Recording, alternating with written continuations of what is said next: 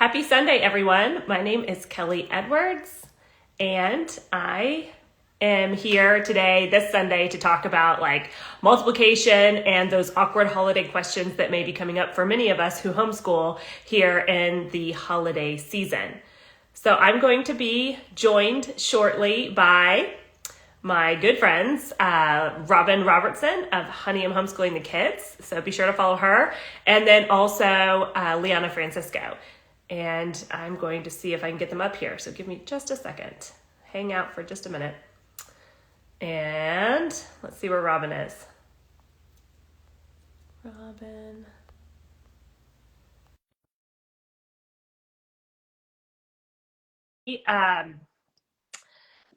Casual conversation we're having here, and we want it to be interactive. So we certainly have gotten a lot of questions over the years about multiplication.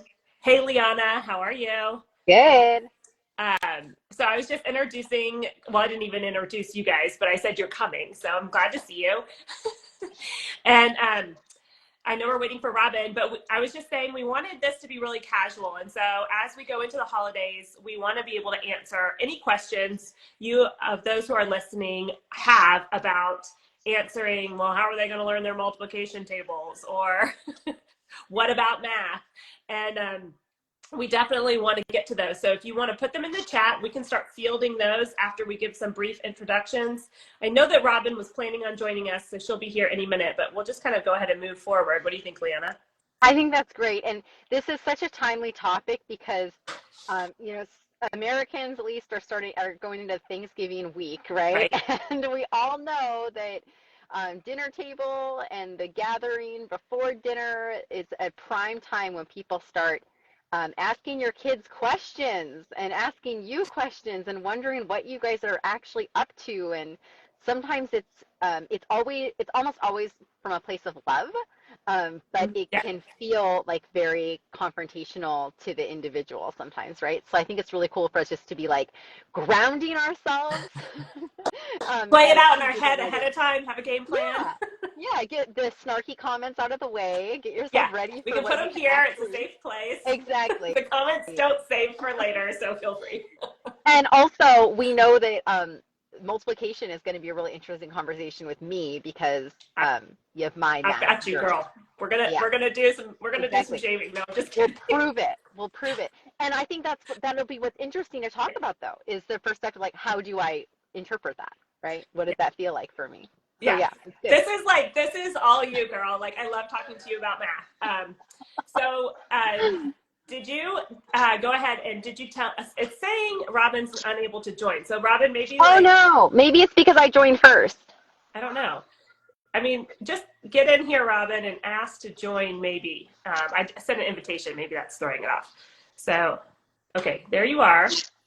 And now ask to join. And, other people can ask to join too. We can take up to 4 is my understanding, unless Instagram lies, which, that's okay. She sent a request. So let me get her in here. Get her in. Come on, Robin. Accept. There she is. Oh my gosh, look at us. All 3 of us. It worked. I need someone else up here to make it equal. No, it's I'm all cute because you're hosting. That's great. Well, welcome, Robin. We'll give quick introductions, like maybe one sentence for anybody, in case people don't know one of us, and then we'll dive into the topic because I think it's super awesome. And I know you have your Canadian instruments, right, Robin? No, just kidding. We do. We absolutely do. We have Canadian mathematics. Absolutely. We talk about the differences between American math, Canadian math. Everybody can chime in here. So put your questions in the comments, everyone. We're talking about math, awkward holiday interactions with relatives, and Liana just said that a lot of times this comes from a place of genuine curiosity, genuine love, but it certainly can trigger us as a homeschooling parent, and it kind of hits us in our weak spot often because we have our own educational trauma usually with math, especially as women. There's just a lot of unpacking more than we can do in the scope of this conversation, but it can really trigger us because maybe it's an insecurity we have. And so we're here to help boost your confidence heading into the holiday season around math and answer questions. So go ahead and throw them in the comments. I'll introduce myself first since I'm already talking. Liana and then Robin. So my name is Kelly Edwards. For those of you who don't know me, I am the creator of the 90-minute school day. I have 3 children, 15, 9, and 5, all girls, and we live in West Virginia. And I have really grown to, I never really minded math, but I really like math now that I'm learning with my kids. Okay, Leanna. Awesome. So I'm Liana Francisco. I'm a grown unschooler, and I really like to be in these rooms to help parents release that fear of educating in a really radical, different way and helping them see that their kids can still turn out and live happy, successful lives, even if their lives look really different as children. Love it. And my experience with math as a child is that I didn't study math formally until I was a young teen. It wasn't important to me. My parents, let me tell you how many times they tried to get me to learn my multiplication tables. A lot of times. It was their one very unschooly thing they tried so hard to do so many times. And I would sit every once in a while and try to learn my multiplication tables, flashcards, that little thing that you press down and it showed you the answers to multiplication. It was like a grid we had, this cool little toy.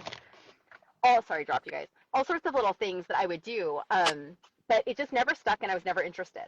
So I just decided I didn't care about multiplication tables, and I still don't know them. So you don't know, like 5 times 10? Well, 5 times 10 I could figure out. That one's not so hard. I know my tens, right? Let's be honest. I know my tens. We all like the tens. Just move that little decimal. Exactly. I do know my tens. So, but really it's that I couldn't find a practical use for them in my life. And because I couldn't find a practical use, I just had no desire to have them. And even now, I mean, I've run lots of businesses. I manage very large budgets for organizations as a project manager for big IT projects. And it has never held me back because I understand how math works. Like I understand the logic behind it, but I haven't necessarily memorized facts. In general in my life, I didn't memorize a lot of facts if they weren't useful to me. So like I know a lot of facts around music theory because that was necessary. Well, music has a lot of math to it right there. Exactly, yeah. So I mean, I could tell you a lot about scales and a lot about music theory, you know, because that was important to me and that was that mattered to me in my life. But I continue to not find a reason to learn my multiplication tables because now I just look it up. Right. I just use now it's like your calculator. Thing. Now it's like, you know, I can't learn them now. I'm known for not knowing them. Yeah, now it would be like, what? Oh my gosh, if I learned them now, people would be like, what the heck? My father's horrified still because he's a real math guy. Yeah. He's like a human calculator. He can do like any arithmetic problem in his head. I mean, he's just really, really good at it. So to him, the thought that you would not know how to do that would feel limiting to him because he lives his life with that tool always available to him. But it's not something that I've engaged with, and it's not something that I feel like I've missed out on not knowing. I've never been in a situation as an adult where I've been like, oh, I can't do that multiplication problem. I have no tool or way to figure out how to solve this. What am I going to do? That's never happened to me. Ever. I know. Well, thank you, Liana, for sharing that because I think you brought up so many points right there. Like we can just all go home because I think a lot of times like the fear of math and the fear of these questions that we're going to get in the holidays from well-meaning relatives or curious people that are just genuinely concerned is like we just have to look at it differently. And why do we put such importance on math? So Robin, why don't you introduce yourself? And if you want to answer that question or take it somewhere else, feel free. Sure. I'm Robin. I am the creator and host of Honey, I'm Homeschooling the Kids podcast and community. And I have 2 kids that are teenagers now, getting to the late teens. And we unschool pretty well all of their educational life. One caveat is this is the first time that they've been in school is this year. And that looks different for both of them, the kind of school that they're doing. One is doing like full-time traditional regular school, and one is also, well, doing a different hybrid kind of program, plus traditional school. So it's great. This is a great conversation because I have like the now, the high school math, and then before of unschooling. So those ideas, this is a great question because those ideas blend so well right now. Yeah. Okay, so wait, sorry, I don't mean to cut you off, but like before I forget, because I'll forget. How are they doing with math? Because I think this is you're going to be able to speak to a lot of homeschoolers' fears, because everybody's like, well, what about high school? Will they be ready for high school? Especially math, especially these like higher, more technical subjects that we traditionally cover in a high school setting. Were your kids prepared? How not? Do you mind answering that? Yeah, they're doing great. They are. I think the other thing as well is they've had a learning existence so far where it hasn't been high pressure. You have to do this, meeting these standards. So coming into school and doing math right now is kind of, sure, there's some frustrations depending on which child we're talking about, but at the same time, just because maybe it's a little bit different than they know. Maybe there's certain things required within a classroom setting that, that are just for that classroom, or within like a certain testing kind of thing that they are not used to. So there's adjustments in that way. But I think the biggest thing is that they know how to ask questions. I just had a discussion with my oldest teacher, math teacher, and he said the great thing is that the questions that are asked, like, can I do this? Can I figure this out another way? Like, do I have to use this formula, or can I try another formula? And when am I really going to use this? Like, can you give me a specific example of when I'm going to see this way or this way or this way? And it's great. And he said it's great. He actually, the other day, he said the teacher said he had to go and kind of take some time to look up exactly where they're going. Yes. He's going to see this in life. So it's not like this far out explanation of like, so that's realistic. So that it's like, oh yes, okay. And he said he did find it, and then he just needed to take some time to, okay, this is the simplest way that you're going to see this or use this, and it will come up, kind of thing. So I think that's the biggest thing, is being able to enjoy and not have this high pressure, and come into it with a little bit more of less. I guess the urgency is not as there in that way. It is. Because because of graduation times, but at the same time, the urgency of being able to take the time to learn and ask questions is what's really has been really, really key. And no, they're actually not behind at all. Like not whatsoever. So I love what I just heard. What you just said is like the biggest game changer was they're not behind. Sure, there's gaps, but if like I had a conventionally schooled kid and we moved across country and re-enrolled them in school, there would be gaps in their education just because it's a different school. And so switching environments, so they went from unschooling to high school in different formats. The biggest challenge, they had the confidence to ask their questions, so they don't have like beef with math. And then their teacher, I love that their teacher was like, you know what, I'm going to have to get back to you. And they used the resource of another person who enjoys and is good, and they knew to go to them to ask. And then that teacher was honest and said, I needed to kind of like, sounds like he or she had to reteach themselves a little bit, but they knew they could. And then they were able to break it down and really simplify it for your children who maybe hadn't quite come into that type of math before. And isn't that what we do? I mean, I have a Bachelor of Science. I like did all the maths in college and high school. And, if you like gave that math to me today, I couldn't do it, but I know that I can because I have done it, and I would just have to reteach myself and then, help my kid with that. And I know, Robin, you can probably speak to that from unschooling your teens, but like Liana, as far as like how, like talk to us about being a grown unschooler, like how have you managed with math? And tell everyone when you started to actually learn what we would consider math, coming from it like a school-based lens, thinking about a curriculum and doing math problems. Yeah, so I was about 14, 15, and I wanted to start at the community college the next year in our area. I'm in Washington State, and the Running Start program was just becoming a prominent program where you could go to college, the community college, as a junior and senior in high school, and the state would pay for it, and you could get all sorts of college credits that way. And a bunch of homeschoolers were accessing that as their way to do their first 2 years of college. And my brother had started doing it that year, and I wanted to do it. But you had to pass. I have no idea what the rules are now. But at that time in 99, 98, because I started in the fall of 99, in 98, you had to pass an exam that placed you in college level coursework. So you had to place into college level math and college level writing, or like reading, writing, or you wouldn't be able to join the program, this free program. So I had to learn the stuff. And my mom, I remember her looking at me being like, well, great if you want to do Running Start, but you have to learn math if you want to do it. And I was like, oh, okay, I guess I'll learn math. And because I didn't have educational trauma, because I was confident that I could learn whatever I needed to learn, and because my family was engaged and ready to resource me to do what I needed to do, I was very quickly able to, within one school year, go from about, I think I was starting with like long division. So what, I don't know, was that third grade math or something like that, fourth grade? I don't know. Third, fourth.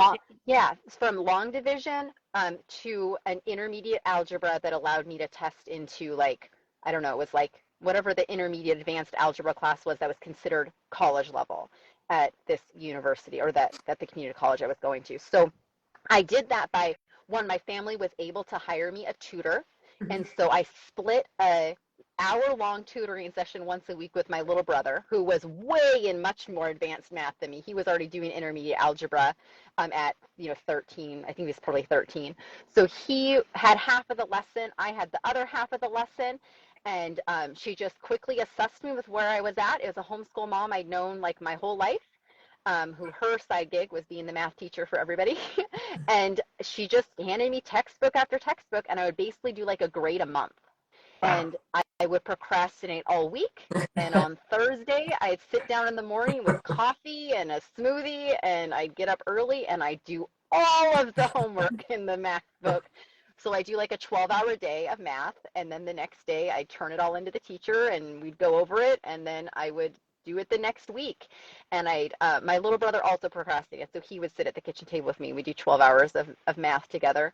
And it was not hard, and it also wasn't like this big fancy thing my parents were able to provide for me. Like, I think people need to realize that, like, it was a 1-hour math tutor a week. Like, this isn't like a huge thing. It was like, I don't know, probably like $45 or something. Like, it's not like this huge thing of privilege. I mean, it was great that they had that and that we knew people and we were resourced in that way. But and nowadays I could have done that online. Right. There's so many online Khan programs Academy, now. anyone? Yeah, Khan Academy. You could just do it on Khan Academy. And I probably would have, because I was such a self-learner at the time. But there was nothing like that, in 98.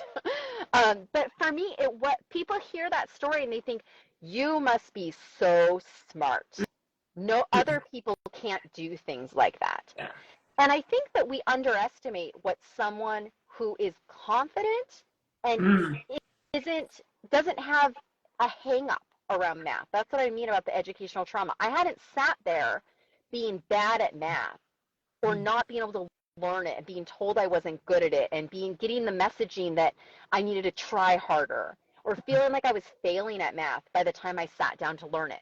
I just hadn't been interested, and I just kept not doing it. And let's also point out as well that you were also personally motivated. It was your choice to do this, which I think really changes the game for a lot of learners.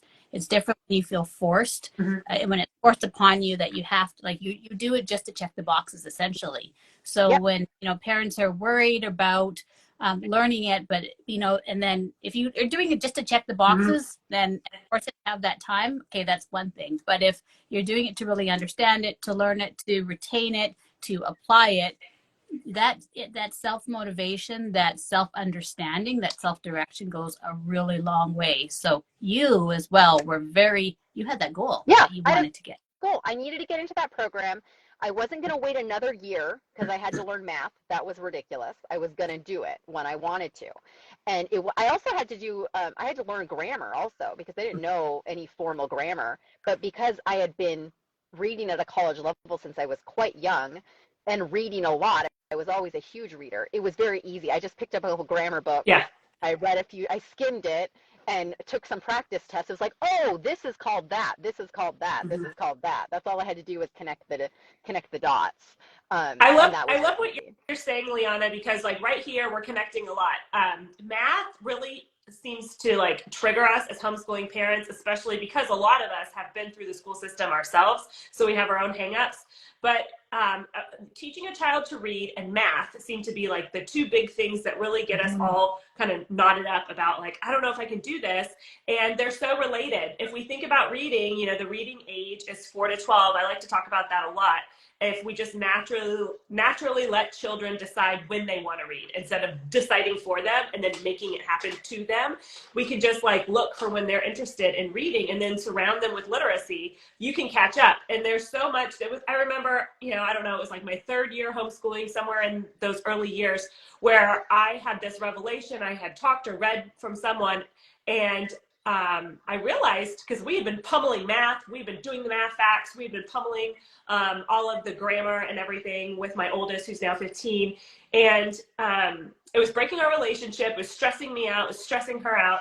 And then I set myself free, and I can't think of it off the top of my head right now, but I read somewhere that grammar shouldn't be taught until high school. Oh, I had permission now to drop it, and our relationship got so much better around writing. And it makes so much sense, because if you think about just how you explained it, Liana, like math, higher level math and higher level grammar, your brain actually isn't developed enough to do a whole lot of learning it. And I just released a podcast that talks about how limited our cognitive space is in our brain, and how like the cognitive processing part of our brain does 40 to 50 bits of 400 or 500 bits of information per second, but like 11 million on our like pre-cognitive part of our brain. And so we need to like build all this extra experience and confidence, and all that is like pre-conscious. That's who you are, and that's where you're coming from before we get to this higher level thing. So, you know, if your little kid is loving math, like that's great. This isn't a conversation for you, but if you're challenged in that area, I think this has been so encouraging already. I'm seeing that in the comments. I did want to kind of mention a few things before we kind of moved on while you guys think. So Lindsay is saying, I just find it so crazy that most maths in the UK curriculum is literally just learned to pass the test and not actually useful, apart from the small amount of people that go on to study for a maths degree. I just feel so sad why so much learning is wasted like that. It's all just for tests. It's such a good point. And stressful testing for stretched children, it doesn't sit right with me. And I know that Lindsay, along with me, has neurodivergent kids. And that's one thing like I've also learned is like they think differently. They solve math problems differently. And when the curriculum you've chosen wants them to learn this certain procedure, but they can do it in their head and consistently get to the right answer, then what are we doing? Yeah. Like they know it. We don't need to, we can skip that unit, and we can give ourselves permission as homeschoolers to skip that. So do you guys want to weigh in on any of that? Yeah, I do want to, point out, and, it comes into the conversation. I hear it in threads of this conversation as well when we're comparing it, is that we also have to remember that so much of our concern or worry around things like math or reading, we come into homeschooling or unschooling with that idea that this is going to be like the classroom, or that they're going to learn like the classroom or learn like they do in school. And, we talked about, coming into the holiday time, and we'll be with family, and the questions that you guys asked, and maybe quizzing on the multi, like, do you know what's 5 plus 5? What's 5 plus 6? What's 5 plus 7? So many, we have to think of where this person is coming from, or where we are even coming from. We're coming from how it works in school. And where we are living, where our present reality of learning for our kids is a very different place. It's not a classroom of 30 kids. It's not like you have to do this unit by this certain time, because really maybe you have a curriculum, but do you have to? Like, are your feet to the fire, and you're going to be scorched and burned if you don't finish it by December, if you don't finish it by this time? Yes. And we have the one-on-one time to step back when they need to take a breath, to get up and walk around, to go outside and then come back, to, just take space, maybe to take some time off, and to provide a space where our kids feel comfortable and safe in their learning environment and in their relationship. And it's a very different dynamic with homeschooling than it is within the school environment. And just with the environment and the dynamic that it is, it shifts learning. It almost is, it's all fruit, but it's comparing apples and oranges in so many ways. So when we're trying to put up this standard or this idea against homeschooling and unschooling, so many ways it just doesn't apply to how it does in the school setting or in the classroom setting, because it's a very different structure, environment, people, circumstances, when it's just you and your family. Yes. So I think something to keep in mind. It might be hard at the dinner table to go into a whole explanation of how it is so different, but just to keep in mind, maybe from the other person's point of view, that maybe they just don't get this framework of homeschooling because they've never been in it. Maybe we're their first introduction to it, but it just doesn't work like it does in the classroom. The environment doesn't, it's a very different flow. And therefore, what our kids are in and how they're learning, the opportunity, the mindset, it's a very different shift from that. And I know for us, sometimes, especially if we come up in school, it might be a little bit hard. It's that whole deschooling thing. But just to keep in mind that comparison actually gets pretty difficult over time because it is so different. Does that make sense? Yeah, that makes a lot of sense. I know we're kind of up against our time, and I think we're just now digging into this. So I definitely want to invite everyone to continue this conversation in the comments section. We're going to save this live, and we can continue this dialogue. All three of us will be tagged on it so we can all dialogue. Let's make this a community conversation heading into this week. And let's close. Did you guys have anything else you wanted to talk about before we close? Just like really. I just want to say there's nothing, I feel sometimes unschoolers, and this isn't just for unschoolers, obviously, but sometimes unschoolers think that you're not supposed to do curriculums with your kids. And I just want to bring that up as we're talking about math and multiplication tables. If you have a kid who like loves them some worksheets and loves them some flashcards, like do it. Like don't hold back. Like your kids need to, like having child-led learning is about letting your kids lead what brings them excitement and joy and fun, right? So you don't have to like be light on the academics or not introduce them to things that you think they're going to enjoy because it's supposed to be their idea or something. So I had one brother who absolutely loves memorizing anything. Still, as a almost 39-year-old, he loves memorizing everything he can memorize, and he really knows his multiplication tables because he loved it.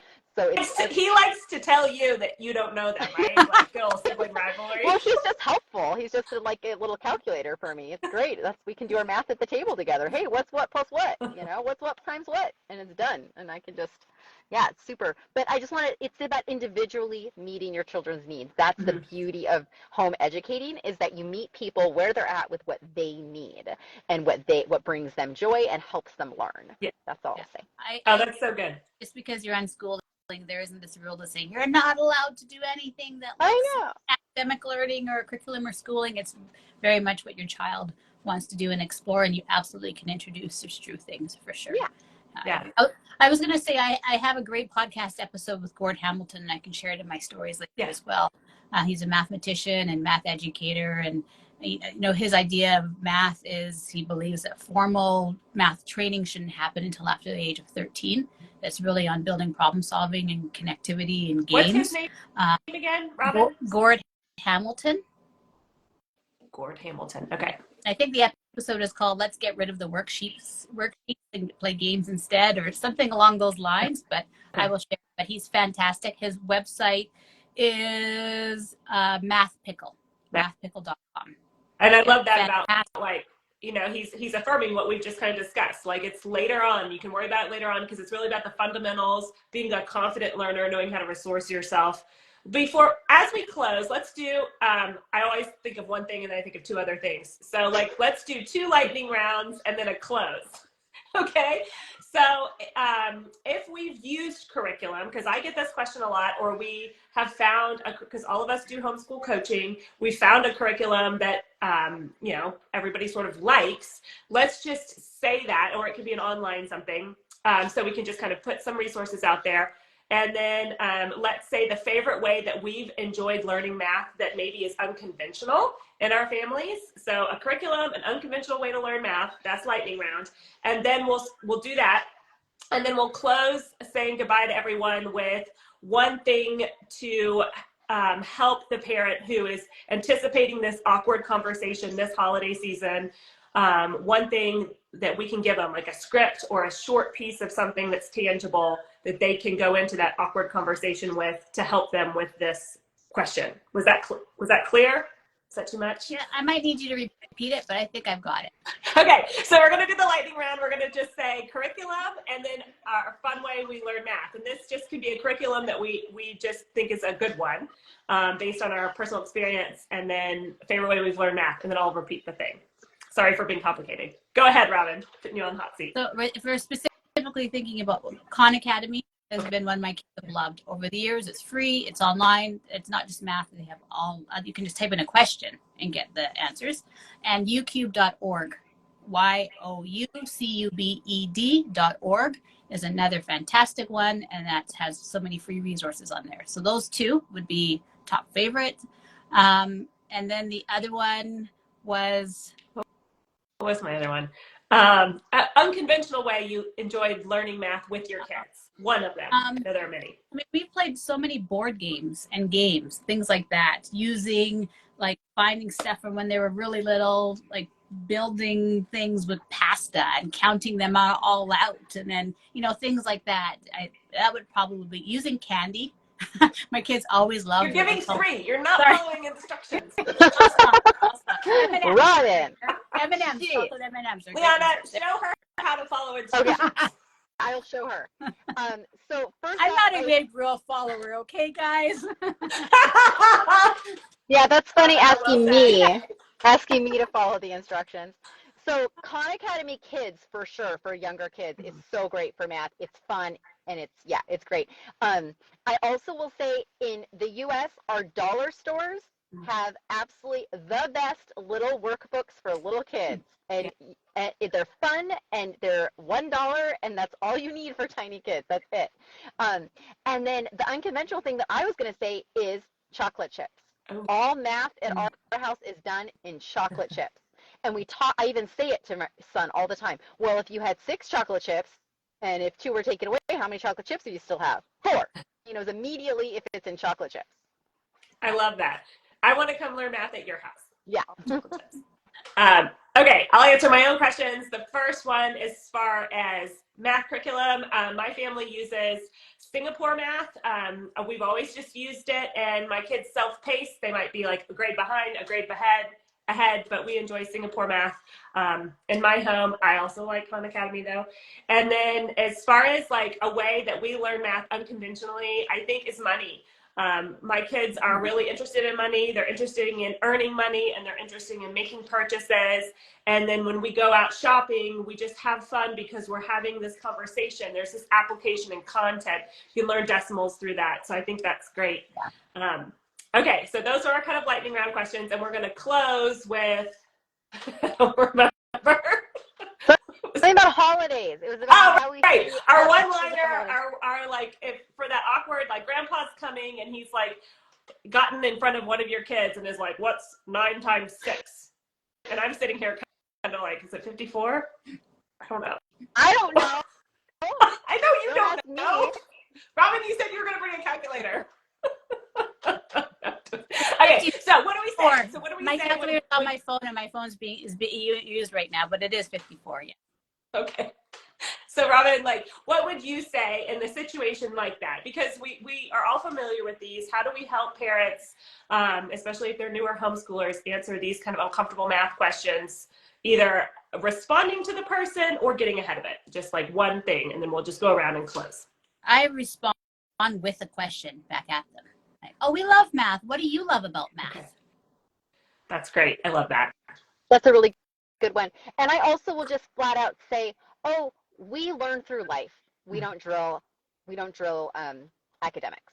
Yes. That's what I just say. We learn through life, and just leave it at that. That's so good. Both of those are so good. So what I would say is just have the conversation with your kids and have the conversation ahead of time with the adults. You know the adults that are going to come at this, and it's again coming from a good place, but if you know that that might affect the confidence of your child, you can just kind of get ahead of it. Just be like, hey, Dad, it's just not helpful to ask questions. It makes this child in particular feel like they're being attacked. So like, let's just find other ways to communicate with them and just help coach Dad. Right. And then just give my children a line like, hey, if they get that question, be like, I can't think of that right now. What is it? And just ask it back. And so, yeah, we just want to keep things positive and helpful. Well, I love this, everyone. It's been fun to see both of you and everyone else who's joining us. All right. So let's continue the conversation in the comments, and happy holidays, everyone. And we'll be back next Sunday, but we haven't figured it out yet. But 2 o'clock next Sunday, somebody will be going live. So keep up, follow all of us. And yeah, that's it. All right. Thank you so much, friends. Have a great holiday, Kelly. Bye, you too. Happy holiday where you are. Yes, happy Thanksgiving. Robin. See ya. See ya.